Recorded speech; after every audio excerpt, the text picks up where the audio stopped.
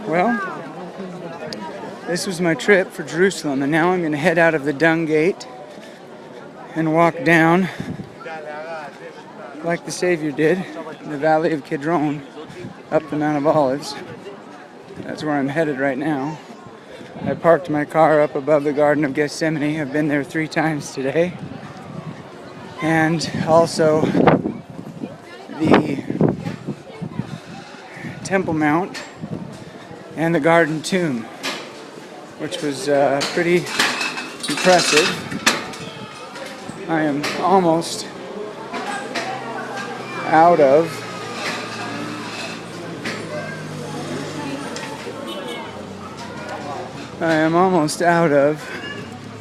Jerusalem, and there is the Mount of Olives, Temple Mount, there's the Dung Gate, and then this south part, so the lowest part here in the very corner is the oldest, and they're doing some excavations here as well as right on the other side of the gate in the city of David, and they're finding stuff that goes back even to the time of Melchizedek, where this was not called Jerusalem but it was called Salem, and it's quite the place to be.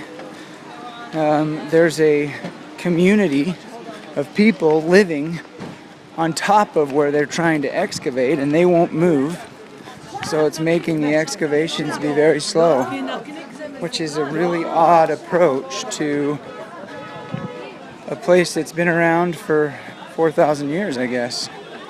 But Salem. So I'm now walking down this. I'm now going to run down the valley and up the Mount of Olives to my car for the last hurrah, past the Garden of Gethsemane.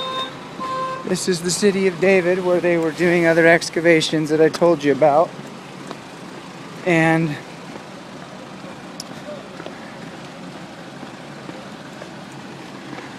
remember, it was the Mount of Olives.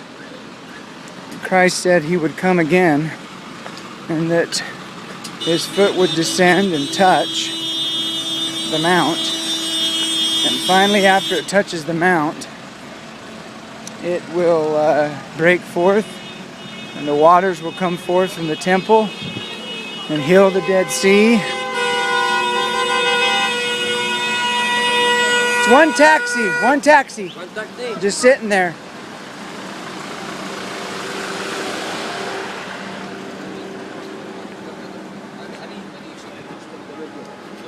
So it was quite the experience. I still totally get lost in Jerusalem, as I just did. But this has been quite the experience. There really wasn't anything that I wanted to see that I didn't get to see. And I'm very tired, very sick of it, and I miss my family. I'm excited to go home to see them.